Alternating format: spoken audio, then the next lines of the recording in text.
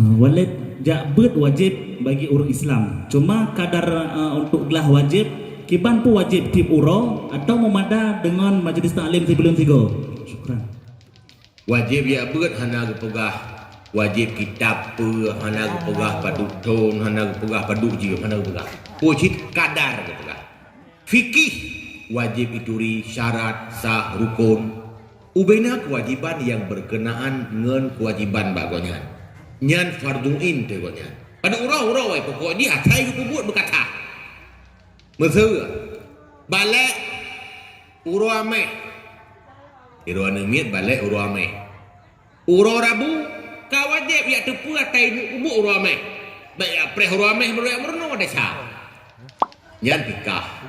Tauhid ehna wajib merno ituri sipuk yang wajib ba Allah yang mustahil ba Allah yang jaiz ba Allah. Ba Rasul menaci wajib mustahil harus menyembah Allah tambah lom dalil yang ijmali. Ibang pum dalil ijmali dalil secara garis raya. Ibang pum gali garis raya mesti tayang leurang kuati wujud ada. Dah bukti, dah dalil.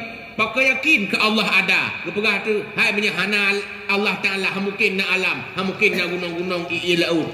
Ya kata ehnan ke dalil ijmali. Panjang taknya fardu kifayah. Ehnan kajian. Oleh yang dalam kidam buanti sedia mantah bukti sampai yakin ketat Allah Ta'ala yang sedia si kanan laju yang tak tebuh dalil secara garis raya yang kaglah tauhid muhan kira ke urang taklid kiba urang taklid urang ikut-ikutan pegah agak sedia Allah bakar ke deh dia tak takarat kan mempekang ke kah Allah bakar hai mungkin mantumin ke pungut tanya ya kena dua puak nyan tauhid ikut-ikutan beiti melate oh nya Allah mukhalafatuhu dil hawadith oh nya Allah wahdaniyah kak kutume ngati nya tak nya tauhid ikah kali tauhid kali tasawuf ehna daturi ubena penyakit batin yang lu pegah lagi bunuh walaupun bunuh nabi yang merusak amalan dan bisa mencederakan marwah. Dah debu tanyaan kaglah farduin. Nan manteng ka wajib. Urau hanang pegah. Berarti menyagolom gelah-gelah. Ada niat buat di urau ti ajiam tetap dalam desa tapi.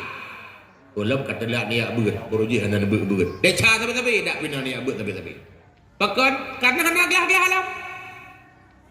Tapi dekedi nebuat 3 minggu 3 atau farduin kaglah nyan berarti anak desali nyan sekedar untuk tambahan dan bunuh depuami pegah le Imam Ghazali ulama salaf pernah berkata 3 hari tidak menuntut ilmu hati bisa layu layar leuro mam ya singga minggu 3 amate leuro mudhun ka layar 3 minggu 3 dia amate kagak mati jak lelam mati jak lelam ujung but diurus semua but gesibu-sibu jenis rabdo hati moh kata mati maka baik dia but nupreh 3 minggu 3 bumucih bat kukunya tapi nyak baik melihang leu ro ni jak holaen pa 2 euro bat kukunya kedua euro tu kena leh jak bat kulaen lam maka kata boh bu semua but bat kukunya 3 ujung but hai temel dia kepu ateu det